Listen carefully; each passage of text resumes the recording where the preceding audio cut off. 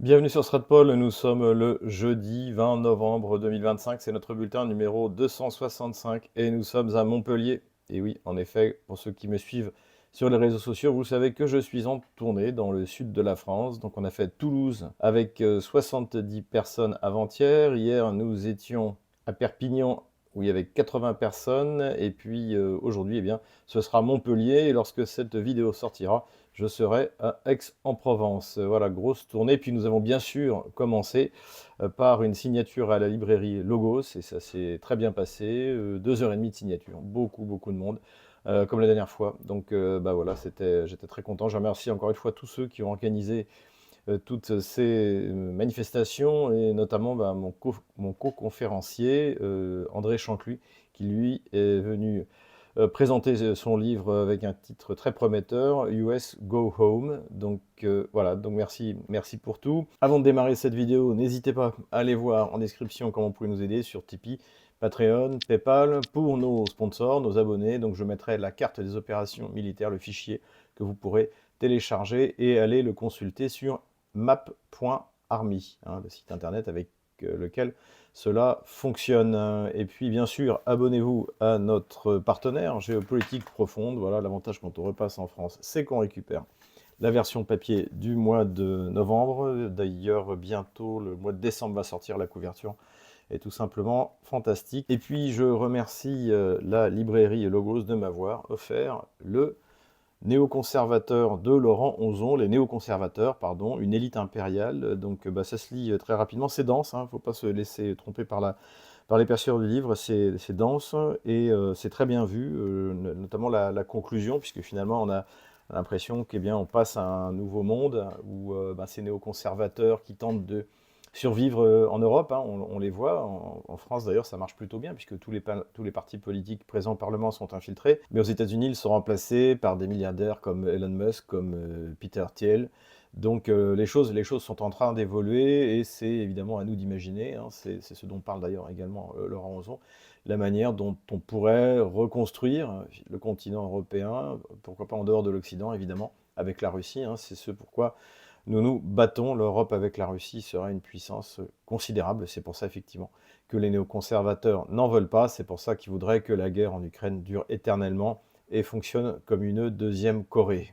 Mais passons maintenant à l'économie et n'oubliez pas que nous vous proposons certains services qui vous permettent d'investir en Russie. Allez voir en description de cette vidéo, on a des produits vraiment intéressants et nous sommes en train de travailler dessus, donc venez jeter un coup d'œil, venez nous voir en Russie, encore une fois apprendre la langue russe, notamment vous pouvez le faire avec notre partenaire Logios, voilà, n'hésitez pas. Économie donc, et nous allons reparler des frappes dans la profondeur ukrainienne pour détruire des raffineries. Vous vous souvenez que nous avons déjà aborder ce sujet en relativisant l'efficacité de ces frappes, tout d'abord en soulignant que des problèmes avec les approvisionnements en carburant en Russie, c'est saisonnier, notamment en été, c'est quelque chose qui arrive assez souvent puisque les Russes roulent beaucoup en voiture.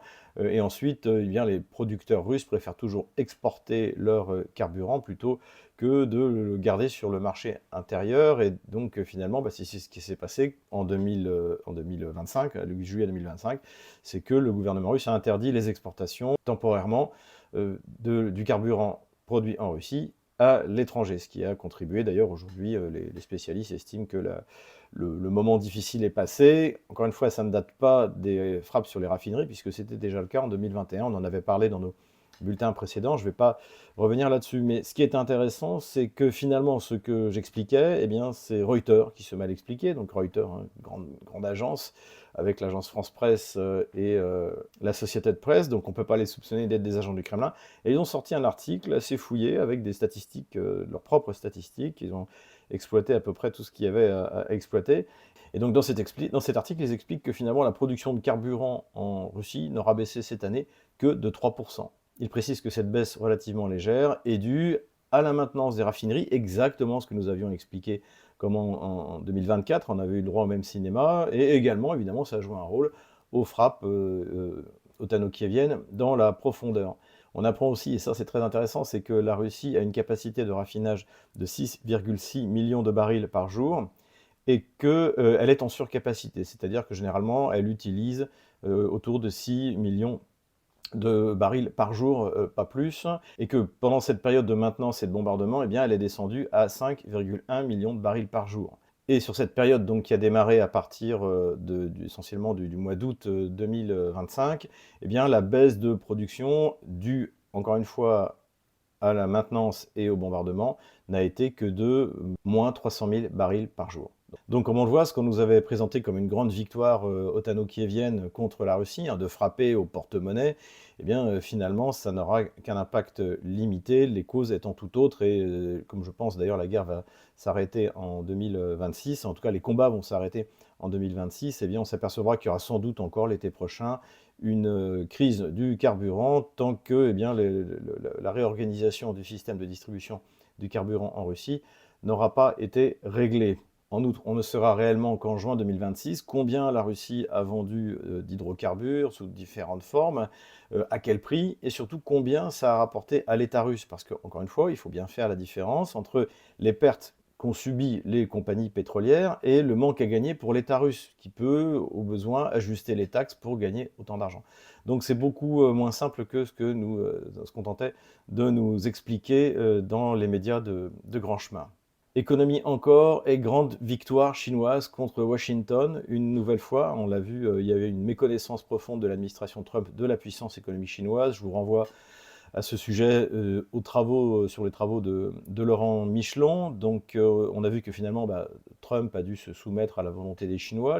L'Amérique a davantage besoin de la Chine que la Chine a besoin du marché américain, puisque c'est cela dont il est question. Et quand je parle d'une victoire en fait de Pékin contre Washington, c'est plus exactement une victoire de Pékin contre les satrapes de Washington en Europe. En l'occurrence, là, c'était les Pays-Bas, puisque, je ne sais pas si vous vous souvenez, mais fin septembre, il y a une filiale d'une société chinoise qui s'appelle Nexperia, et qui produit des microprocesseurs, et qui était nationalisé ou menacé d'être nationalisé par les Pays-Bas. Donc ça, c'était un ordre de Washington, hein, puisque l'administration de Donald Trump, comme d'ailleurs celle de Joe Biden, eh bien, tente d'affaiblir la Chine là où elle est puissante, c'est-à-dire sur la production de semi-conducteurs. Et donc Nexperia produit des microprocesseurs qui vont dans les voitures, et notamment les voitures allemandes. Et la Chine, en réaction, eh bien, a bloqué les exportations, les ventes de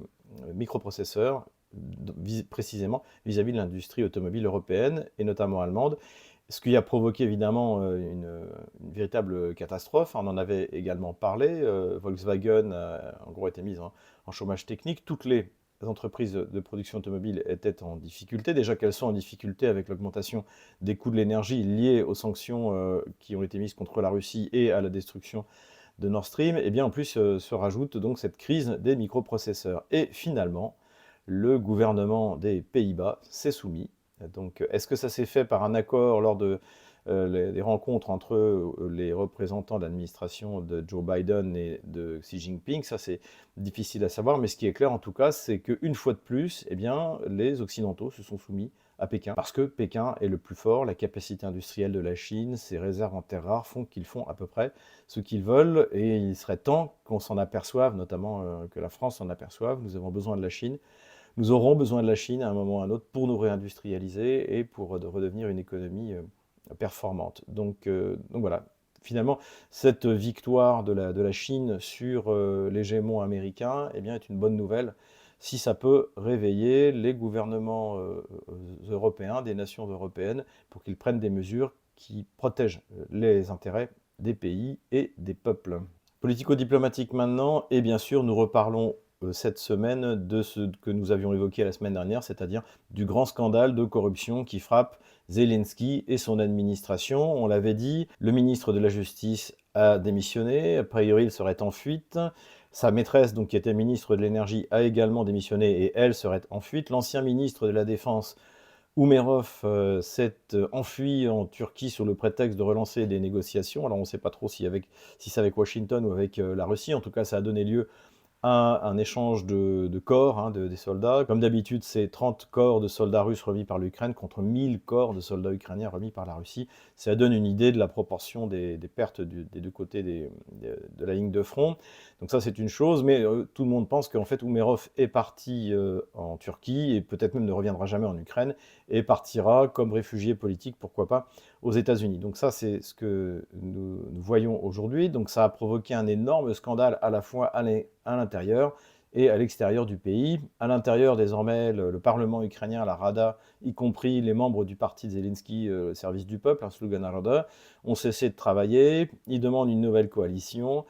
Le Yermak, donc, qui est le chef de gang en fait, hein, de Zelensky, et donc son chef de cabinet officiellement, pourrait être licencié, éjecté, et on pourrait avoir un gouvernement de coalition. Donc on voit arriver tous les vieux cadavres de la vie politique ukrainienne, Yulia Tymoshenko, Petro Poroshenko, donc qui se sont efforcés de bloquer l'activité du Parlement.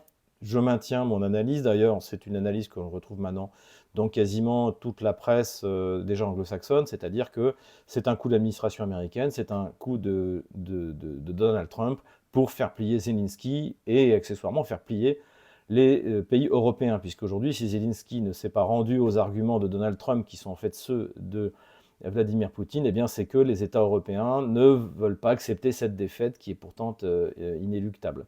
Donc voilà à peu près où on en est en ce moment. C'est trop tôt pour dire comment ça va se terminer. Ce qui est clair, c'est que les déclarations qu'on a eues de la part toujours de ce psychopathe de Jean-Noël Barrot ou de Donald Tusk, qui est le Premier ministre polonais, ou encore de Kaja Kallas, qui est l'équivalent du ministre des Affaires étrangères de la Commission européenne, montrent que les Européens ne veulent pas de paix en Ukraine, même si la défaite est assurée. Ils espèrent encore, en croyant à des mythes, à des miracles, comme par exemple que le fait de bombarder les raffineries, eh bien, ça va appauvrir la Russie et provoquer une crise de carburant. Donc en fait, ce qu'ils veulent, c'est continuer à tout prix. Comment ils ne savent pas, encore une fois, rendez-vous les 18 et 19 décembre, voir si on va avoir assisté à un vol des actifs russes ou pas. Je ne peux pas me prononcer. À un moment, je pensais vraiment que ça aurait lieu, mais là, il y a eu tellement de levées de boucliers en Belgique, dans les pays d'Europe de l'Est, qui refusent d'être garants pour cette gabegie, et même en France ou en Allemagne, où on n'est pas enthousiaste à l'idée eh bien d'être ruiné définitivement, de perdre sa crédibilité en tant qu'emprunteur souverain. Tout cela, évidemment, n'est pas de bon augure pour Kiev. L'autre solution, c'est d'ailleurs ce qu'a dit Van der Leyen. Elle a dit soit on vole les actifs russes, ou en gros, soit il faut qu'on émette un emprunt européen pour financer l'Ukraine. Donc on va les mettre des obligations européennes pour financer l'Ukraine. C'est-à-dire que, in fine, ça reviendra au même, puisque quoi qu'il arrive, c'est les pays européens qui vont payer. Donc, comme d'habitude, les pays d'Europe de l'Est ne veulent pas. Ou alors, ce sera du financement qui sera donné individuellement, en quelque sorte, par les pays européens qui voudront bien le faire. Mais ça, bon, la France est ruinée, déjà pour nourrir les Français, donc je ne vois pas Emmanuel Macron, malgré ses grandes déclarations, le faire. L'Allemagne, elle n'est pas très chaude non plus, hein. Même Merz peut donner, rajouter un petit milliard par-ci, un petit milliard par-là, mais financer les 60 milliards dont a besoin l'économie ukrainienne, ça paraît quand même très peu probable, donc c'est pas le chemin que ça prend. Donc encore une fois, c'est une des raisons pour laquelle je pense que la guerre, en tout cas les combats, pourraient s'arrêter beaucoup plus rapidement qu'on l'imagine. Donc cette pression qui a été mise sur Zelensky, qui est clairement une opération dirigée de Washington, eh bien, vise à forcer Zelensky à faire signer un accord où en fait il donne aux Russes exactement ce qu'ils demandent. Alors on a eu, comme d'habitude à ce genre d'occasion, plein d'articles dans la presse anglo-saxonne, le plan 28 points de Donald Trump, c'était chez Axios, c'était chez Politico, etc. Bien sûr, ça c'est ouvert puisqu'il y a des déclarations, les Européens n'en veulent pas, mais en fait on ne sait pas exactement une fois de plus de quoi il s'agit. Notamment, il y a quelque chose qui ne va pas trop dans les points des plans qui sont donnés, c'est que les Américains exigeraient donc le retrait du Donbass et puis une démilitarisation, mais bon, une armée quand même de 400 000 hommes. Bon, l'Allemagne en 1918, hein, c'est 100 000 hommes. Hein. Enfin, après le traité de Versailles, c'est 100 000 hommes en 1919. Donc la France, pareil, en 1940, c'est 100 000 hommes. Donc si pour des nations de cette taille, c'était 100 000 hommes, 400 000 hommes, c'est beaucoup trop. C'est 2 fois l'armée allemande, presque 2 fois l'armée française. Donc, je pense que ce que l'on lit aujourd'hui dans les médias américains, qui sont essentiellement des médias pro-démocrates, hein, contrôlés par les néoconservateurs, c'est ce qu'eux voudraient. Ils se rendent compte que l'Ukraine est en train de se prendre une raclée phénoménale. Donc finalement, ils aimeraient bien que ça s'arrête à moindre frais. Et ce qu'ils ne veulent pas, c'est que, évidemment, la Russie obtienne tout ce qu'elle demande pour l'instant, c'est-à-dire non seulement le Donbass, mais ce qui reste de la région de Zaporozhye et ce qui reste de la région de Kherson, c'est-à-dire de retourner sur la rive droite du Dniepr. Voilà. Donc ça, c'est évidemment ce dont les néoconservateurs ne veulent pas. C'est pour ça qu'ils balancent dans leurs médias les choses dont ils auraient envie. Ce qui est intéressant, c'est qu'en tout cas, même ces néoconservateurs seraient prêts à reconnaître la Crimée russe et donner ce qui manque du Donbass à la Russie, que de toute manière, d'ailleurs, la Russie est elle-même en train de prendre par la force des armes. Donc on assiste à un moment assez intéressant, hein. Je pense que c'est vraiment un tournant de cette guerre entre l'OTAN et la Russie, un tournant qui se fait à l'avantage de la Russie, qui l'emporte bien financièrement. Elle peut financer la guerre, l'OTAN est à bout de ressources. Elle peut fournir son armée en matériel, l'OTAN est aussi au bout de ses ressources, et surtout, elle est supérieure du point de vue tactique, du point de vue opératif, du point de vue stratégique. C'est une domination totale, hein. La ligne de front est là pour le montrer, comme je le dis maintenant depuis plusieurs semaines. Eh bien, à peine ai-je publié mon bulletin qu'il est déjà démodé parce que les Russes ont encore pris 1 ou 2, 3 localités sur la ligne de front. Donc un moment extrêmement important pour la Russie, et encore une fois, on peut espérer, je l'espère et je le pense, que 2026 verra l'arrêt des combats. Après, qu'est-ce qui va se produire après ça, si jamais, admettant même que Kiev accepte de se retirer donc de tous les territoires russes et qu'une trêve démarre, et qu'à partir de là, il y ait des négociations. Est-ce que Kiev et l'OTAN accepteront la démilitarisation, la vraie, c'est-à-dire une armée, même pas de 100 000 hommes, quoi, de 50 000 hommes, quelques véhicules blindés, et puis quelques avions pour faire la police du ciel, et puis la dénazification, c'est-à-dire la fin des persécutions contre les Russes, et contre la langue russe, et contre l'Église orthodoxe. Voilà, quelque chose sur lequel les Russes ne renonceront pas, et qui naturellement referait de toutes les villes russes en Ukraine, des villes russes. Et d'ailleurs, dans les médias bandéristes en Ukraine, on se plaint que Odessa continue à parler russe, Kharkov continue à parler russe. En fait, dès que les gens ne sont pas écoutés par la police politique, ils parlent la langue de leurs parents, ils parlent la langue de Pouchkine, la langue de Mendeleïev. Voilà un peu où on en est. Pour essayer de parler d'autre chose et de sortir de ce mauvais karma, Zelensky s'est envolé, tout d'abord pour Paris, où il devait rencontrer Emmanuel Macron, où il a rencontré Emmanuel Macron, et où on a eu le droit à des annonces grandiloquentes, comme quoi l'Ukraine allait à terme acheter 100 Rafales, donc on ne sait toujours pas avec quel argent, hein, parce que l'Ukraine n'a pas d'argent. Nous, on n'en a déjà pas beaucoup pour équiper notre propre armée, et puis surtout, d'ailleurs, Dassault a fait un communiqué très serein, sans s'énerver, sans s'enthousiasmer, parce que Dassault sait que sa capacité de production d'avions est limitée, et comme le Rafale est un excellent avion, il est très demandé. Donc il faut qu'on en produise pour notre armée et pour l'export, puisque le nombre de clients ne cesse d'augmenter. Et en plus, l'avantage, c'est que ce sont des clients qui paient, c'est-à-dire que, contrairement à l'Ukraine où on devra les donner, ce sont des clients qui paient. Donc évidemment, tout ça, c'est de la communication. C'est de la communication du côté français pour que Macron mette sa population sous stress militaire. Ça aussi, on va en reparler. Et c'est également pour Zelensky l'occasion de parler d'autre chose, de faire croire qu'il a encore des soutiens valables du côté des membres de l'OTAN. Voilà. Et ce qui est intéressant, c'est que quand même, cette nouvelle, même si elle est reprise en boucle avec enthousiasme dans les médias de grand chemin, notamment LCI, vous avez des gens, des politiques qui comprennent et qui ne veulent pas, pour une fois, assumer ce mensonge. J'ai été très étonné d'entendre, puisque j'étais en France, j'écoutais France Info, une interview, c'était de Chenu, donc un membre du RN. Hein. Pourtant, le RN est un parti belliciste et ils soutiennent la guerre de Zelensky depuis le début, en disant exactement ce que je viens de dire, c'est-à-dire que c'était de la communication de la part de Macron, qu'on n'avait ni les moyens financiers, ni les moyens industriels de répondre à ça, que ça serait peut-être actif dans 10 ans si encore on trouvait l'argent.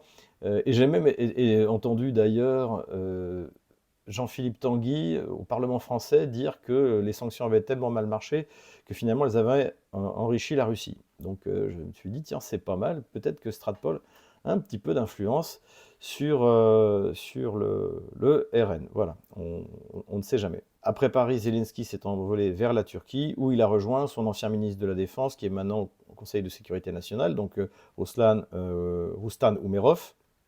Donc beaucoup disent qu'il ne reviendra pas, encore une fois, en Ukraine, de peur d'être arrêté. Hein. Il est dans l'affaire Minditch, mais qu'il partira directement aux États-Unis, où il a demandé d'être un réfugié politique et où il a beaucoup d'immobilier, il a acquis beaucoup d'immobilier. Le but de ce voyage de Zelensky, c'est de relancer les négociations. Alors on ne sait pas trop avec qui, puisque le porte-parole du Kremlin, Dmitry Peskov, a dit qu'ils n'étaient pas au courant d'un redémarrage des négociations. Visiblement, Omerov, de toute manière, avait besoin d'une excuse, d'un prétexte pour quitter en urgence l'Ukraine. On a eu cet échange donc, de corps. Ils veulent organiser encore des échanges de prisonniers, tant mieux. Mais vraisemblablement, Zelensky est là pour obtenir une reprise des négociations qui ne soit pas totalement à son désavantage, dans la mesure où il a une pression énorme de Washington. Donc il veut rencontrer la partie turque, puisque les Russes acceptent les Turcs comme des intermédiaires, et il veut rencontrer également les Américains, et en espérant les convaincre d'exiger de lui autre chose que ce que veulent les Russes. Donc il y avait une délégation militaire qui se trouvait à ce moment-là à Istanbul, donc c'est vraisemblablement de ça dont il est question, mais il faudra attendre des confirmations. Hein. Encore une fois, moi je me fonde sur des informations ouvertes qui sont publiées dans différents médias, notamment en Russie ou ailleurs. Et ce qui est clair, c'est qu'il n'y a pas de rencontre prévue pour l'instant entre des délégations russes et ukrainiennes. Ce dont il est plutôt vraisemblablement question, c'est un accord entre Moscou et Washington que devra appliquer Zelensky, ou alors, eh bien, il sera son implication dans le grand scandale de corruption Minditch sera publiée et qu'on pourra finir par avoir le FBI sur l'affaire. Hein. Les paquets d'argent qui ont été trouvés sur Minditch, on voit qu'ils sont fermés.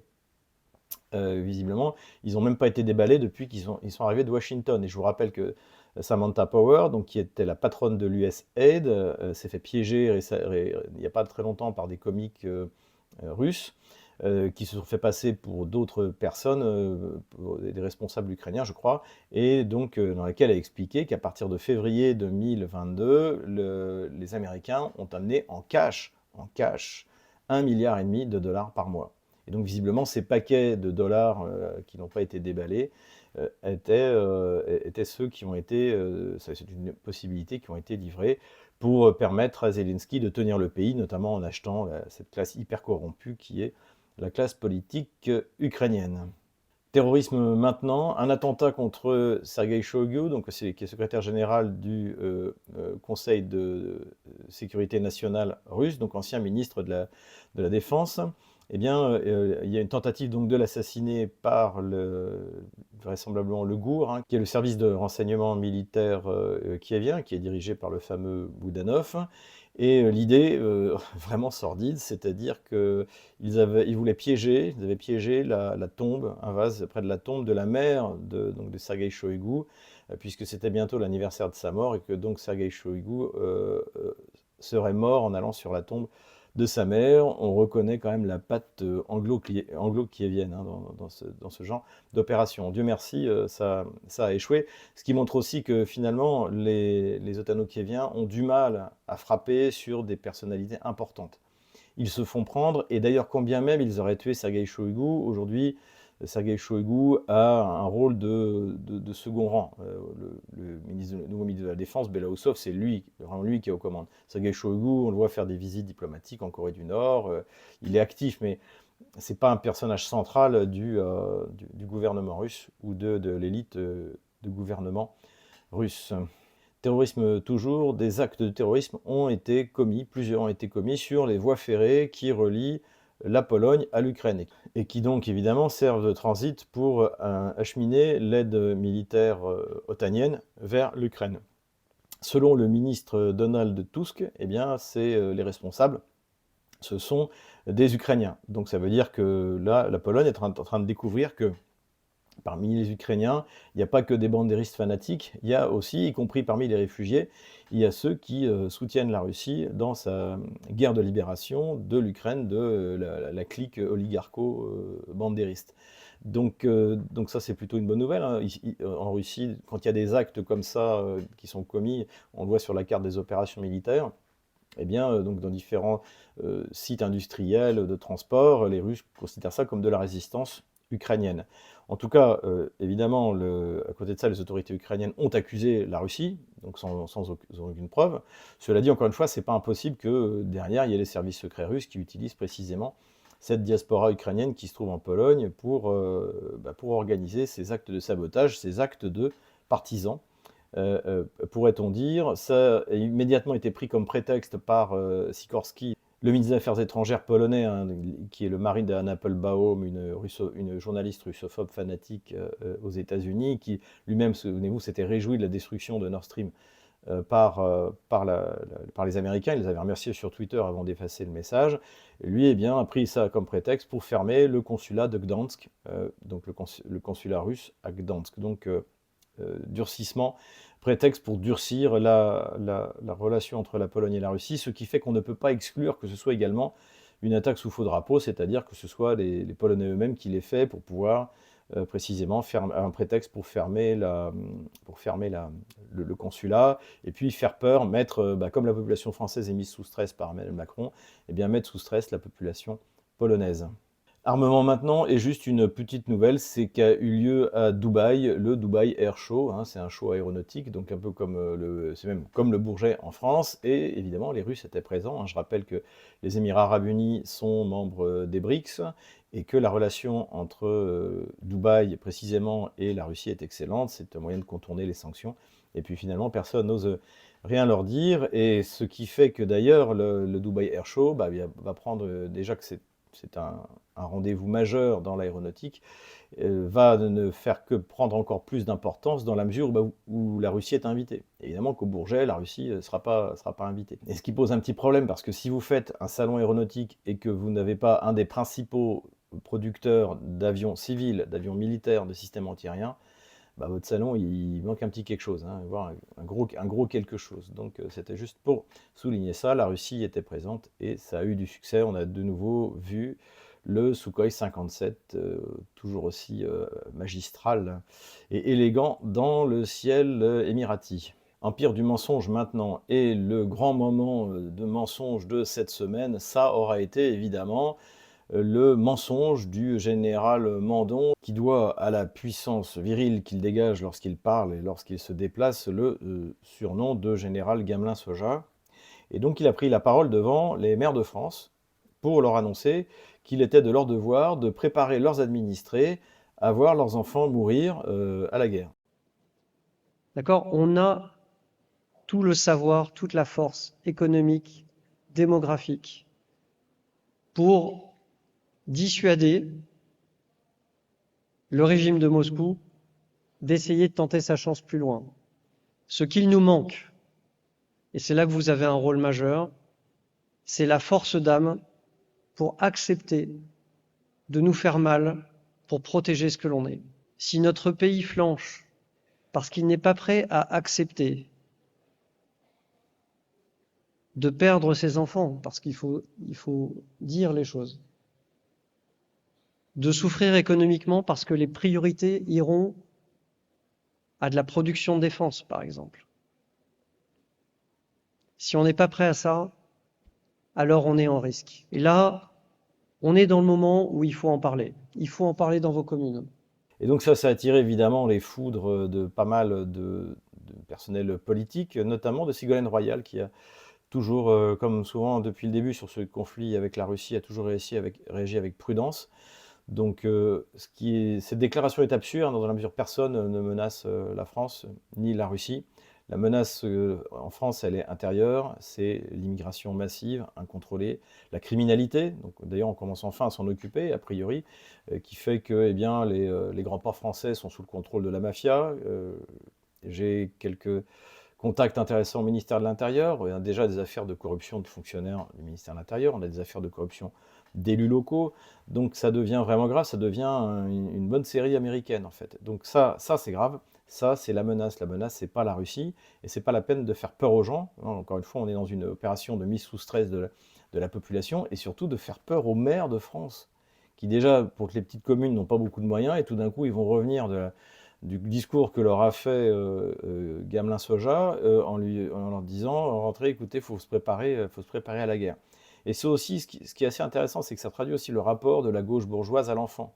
C'est-à-dire que vous avez d'un côté, ils mettent l'avortement dans la Constitution, qui est le premier crime commis contre des enfants innocents, mais en même temps, pour ceux qui font encore des enfants, ils veulent vous les prendre pour les envoyer dans leur sale guerre impérialiste, pour obliger les Russes d'Ukraine à parler ukrainien et à rejeter leur foi orthodoxe. Donc voilà où on en est. Donc on est dans un régime qui est vraiment en bout de course, mais qui est extrêmement dangereux, extrêmement agressif. Et ce qui est intéressant aussi, j'avais souligné ça, c'est que depuis l'arrivée d'Emmanuel Macron, on a des chefs d'état-major qui sont sans arrêt en train de la ramener pour porter la politique du régime. Et ça a commencé avec Lecointre, ça a ensuite été avec Burkhard, et ça continue avec Gamelin-Soja. Et c'est ça qui est extrêmement grave, c'est-à-dire qu'il y a plus ce retrait de l'armée qui a toujours été très populaire en France, notre armée a toujours été très populaire, et je pense qu'au fur et à mesure, cette popularité eh bien, va largement baisser, et que la population française qui a déjà été éprouvée par le comportement de la police, de la justice au moment du Covid, eh bien, va en plus prendre ses distances vis-à-vis de cette grande institution qu'est l'armée française, parce que finalement, Gamelin-Soja n'est que le porte-parole d'Emmanuel Macron, et c'est pour ça qu'il est là. Et ça, donc, c'est extrêmement grave. C'était évidemment un énorme mensonge. Et comme d'ailleurs l'a très bien dit l'auteur de la biographie sur Charlie Kirk, donc Corentin Dugast, je suis tombé sur ce message sur Instagram, les Français, quand il s'agira de défendre la patrie, il y en aura. Il n'y a pas de problème. Voilà. Donc là, les jeunes Français iront la défendre. Pour les guerres impérialistes de la gauche française, c'est fini l'époque où Jules Ferry et Gambetta pouvaient envoyer nos soldats conquérir le Tonkin et l'Afrique. C'est terminé. Voilà, ça n'arrivera plus. Et parce que eh bien, les gens ont pris conscience que c'était absurde. Donc voilà, c'est un mensonge grave, mais en même temps, ça peut accélérer la prise de conscience par les Français de ce que leur réserve le régime socialiste. Et tout de suite, le moment bunker. Das war ein Befehl! Cette semaine, en fait, le moment bunker, c'est ce qu'on a pu lire, par exemple, dans le journal L'Express. C'est-à-dire que, bon, bah, finalement, Pakrovsk va être pris par les Russes, c'est quasiment le cas.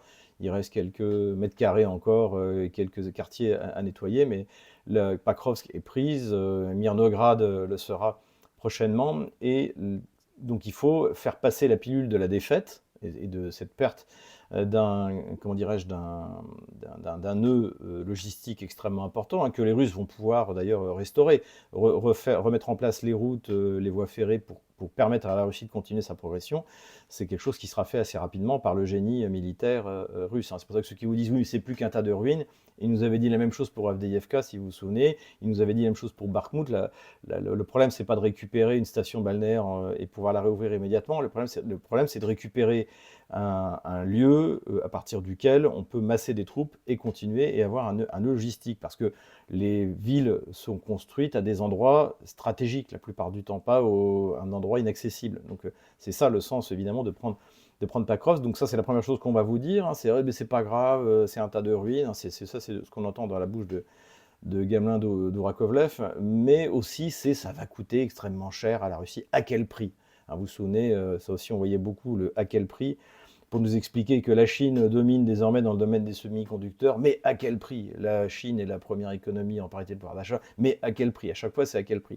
Et donc là, c'est la Russie s'est emparée de Pakrovsk, mais à quel prix? Et donc l'idée, c'est que la Russie a eu des millions de morts. Alors, on sait que là, ils nous annoncent, je crois, 160 000 morts ou 120 000 morts, je ne sais plus.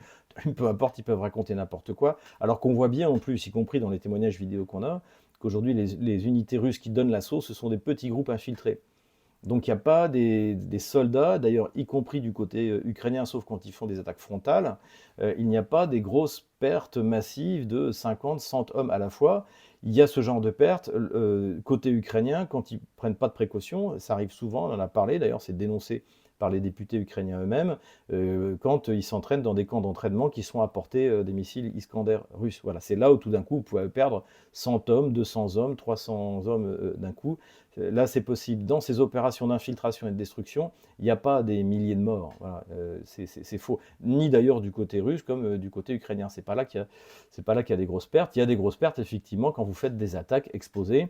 Et ça, ce qui se passe actuellement, c'est plutôt ce qui se passe du côté ukrainien, qui essaie, on va le voir sur la carte d'opération militaire, d'attaquer pour débloquer Kupiansk, d'attaquer pour débloquer Myrnograd, et qui n'y réussissent pas parce que les Russes sont bien installés et les attendent. Donc voilà, ça c'est le mythe que d'ailleurs j'avais comparé dans mon livre, vous vous souvenez, à cette citation de Marcel Déat, qui, après la défaite de Stalingrad, expliquait que c'est pas grave, il y a 100 divisions avec 100 000 chars qui arrivent, et que l'important c'est de détruire le maximum de Russes, de tuer le maximum de Russes, et que donc Stalingrad, c'est pas grave. Donc on est vraiment dans dans le même bunker, c'est-à-dire le refus de voir la réalité. La réalité, c'est que la Russie s'empare de zones, de nœuds logistiques extrêmement importants, à peu de frais, parce qu'elle a la supériorité de puissance de feu, parce qu'elle se bat mieux. Elle se bat mieux que l'armée ukrainienne depuis le début.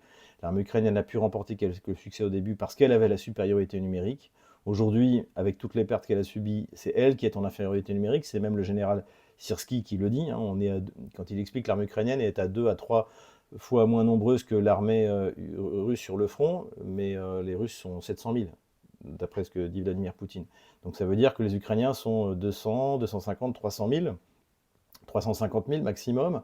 Mais alors, où est l'armée d'1 million d'hommes de l'été 2022, de l'été 2023? Qu'est-ce qui s'est passé? Où sont passés ces braves gens, puisqu'ils n'ont pas été démobilisés? Donc voilà, moment bunker de la semaine, les pertes magiques russes. Et nous revoilà sur la carte des opérations militaires. Alors tout d'abord, l'acte de résistance. Alors ils n'ont pas précisé sur quelle voie ferrée se situaient les attentats qui ont été commis. Donc ça peut être sur la ligne Cracovie-Lvov ou Lublin-Lutsk. Voilà, je ne sais pas. Donc j'ai mis une petite punaise ici, mais ça s'inscrit donc dans tous ces actes de partisans ukrainiens qui ont lieu ou ont pu avoir lieu sur le territoire européen. Les Ukrainiens ont frappé dans la profondeur. Ils ont essayé de faire comme les Russes, en fait, de toucher les sources de production d'énergie. Donc, ils ont frappé dans la région de Koursk, notamment. La localité de Rilsk s'est retrouvée sans électricité, mais les Russes réparent évidemment beaucoup plus rapidement que les Otano-Kieviens. Voronezh aussi a été touché, et ce qui est intéressant là, c'est que ce sont des ATACMS, donc des missiles américains, qui ont été utilisés. Du côté russe, on ne s'est pas privé non plus. Frappe sur Dniepro, frappe sur Odessa, frappe très spectaculaire sur Izmail, le port sur le Danube. Il y a un méthanier, a priori, turc qui a brûlé pendant très longtemps, qui brûle d'ailleurs peut-être encore. Beaucoup de frappes dans l'ouest de l'Ukraine également. Donc pareil sur des centres de production d'électronique pour les drones, et toujours les infrastructures énergétiques. Et ça, c'est dans toute l'Ukraine, donc j'ai pas mis des petites taches rouges partout. Passons maintenant sur la ligne de front. On va commencer par le nord. Du côté de Soumy, le front est relativement calme, même s'il y a des combats, mais c'est calme. Du côté de Vovchansk, à cet endroit-là, le combat pour Vovchansk est quasiment terminé. Il reste encore à prendre cette partie-là de la ville et après ce sera terminé. Et les Russes sont déjà en train d'avancer. Donc officiellement, le ministère de la Défense a reconnu la prise de localités que nous avions déjà données comme prise à la Russie, mais le ministère de la Défense attend d'être sûr que tout soit nettoyé avant de l'annoncer. Donc, Senikolkovo ici a été pris, Tsegelnoe ici a été pris, et les Russes sont en train d'entrer dans Vilcha à cet endroit-là. On continue sur le front de Kharkov. Donc là aussi, à l'est, les Russes ont avancé et ils se sont emparés de la localité de Dvoroshanskoye ici, ce qui leur a permis d'ailleurs au passage de créer un petit chaudron à cet endroit-là. Et on voit ce qui se dessine de plus en plus, une offensive vers Veliki Burluk qui partira de Vovchansk, de cette zone-là, et sans doute de Kupiansk aussitôt que les Russes auront réussi à achever la bataille, ce qui est très dur, puisque Kiev lance des offensives pour essayer de frapper sur les flancs de l'offensive russe à cet endroit-là, Ici, j'ai J'ai laissé le dessin la semaine dernière, puisque la présence russe à l'est de la rivière Oskol n'est pas certaine. Donc voilà, je laisse comme ça et je la passerai en jaune quand j'en serai certain. Plus au sud maintenant, les Russes continuent leur poussée vers Krasny Liman, hein, ici à cet endroit-là. Donc il y a attaque et contre-attaque du côté de Yampol, donc c'est pour ça que j'ai toujours pas retiré la punaise rouge, parce que eh bien les Russes ont dû se retirer au nord de la localité, ensuite ils sont revenus vers le sud et ainsi de suite, donc on sait pas trop. Donc voilà, en attente d'avoir une information définitive.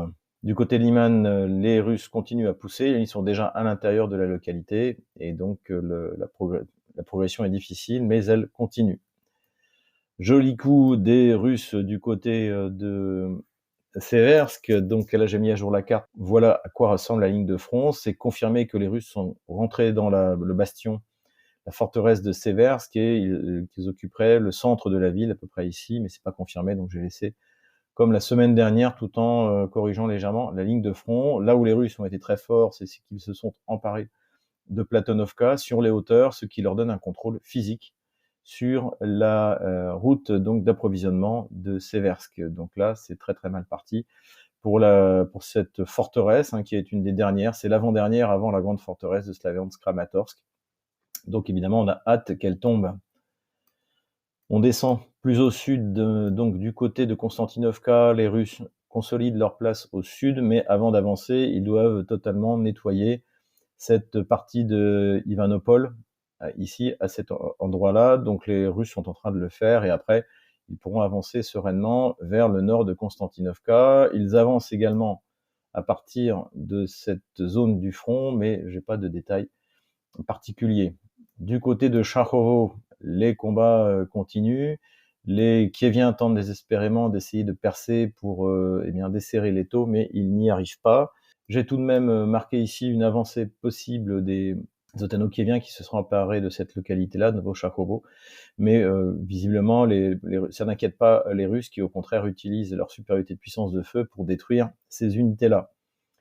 Les Kieviens, comme on l'avait dit la dernière fois, tentent de débloquer Mirnograd en attaquant du côté de Rodinskoye, mais en fait, l'armée russe tient solidement le sud de la localité, et les réserves qui sont envoyées par les Ottano-Kieviens, eh bien, sont en train de s'épuiser. Du côté de Pakrovsk, le chaudron de Mirnograd est bouclé, donc maintenant physiquement, donc tous ceux des soldats ukrainiens qui se retrouvent à l'intérieur sont pris au piège, et vraisemblablement l'armée ottano-kievienne ne sera pas capable de venir les libérer, mais attendons encore la semaine prochaine pour savoir ce qu'il en sera. Voilà, donc les Russes continuent à progresser, et ils finissent, comme j'ai dit, de nettoyer les dernières positions ottano-kieviennes à l'intérieur de Pakrovsk, ou on pourrait dire maintenant de Krasnoarmeysk, hein, puisque c'est son vrai nom. Mais évidemment, ça prend du temps. On note que les Russes ont également progressé vers le nord, hein, de Pakrovsk, et la pression est mise désormais à l'intérieur de Grishino, à cet endroit-là, pour se débarrasser de cette localité, pour avancer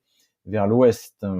Ça bouge bien également au sud, où où les Russes sont entrés massivement dans Novopavlovka. Ils ont pas encore nettoyé la ville, c'est pour ça qu'il y a toujours cette punaise. J'ai mis cette punaise parce que ce sera la première grande localité de la région de Dnepropetrovsk, ou de Yekaterinoslav, si vous préférez, qui aura été libérée par l'armée russe. Donc à suivre ici. Plus au sud, à peine avais-je terminé ma carte militaire de la semaine dernière, que les Russes s'étaient emparés de Orestopol, ici, à cet endroit-là, et sont déjà en train de donner l'assaut à Veliko-Mikhailovka, à cet endroit-là. Les Russes ont pénétré à l'intérieur de la localité de Tikhor, ici.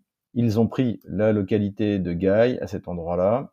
Ils se sont emparés, et ça c'est important, là, de la localité de Nechaev, à cet endroit-là. Voilà. Donc ici, ils ont bien avancé, pour ce qui leur permettrait d'avancer plein ouest, et de encore compliquer la situation opérative au sud au sud de cette ligne-là.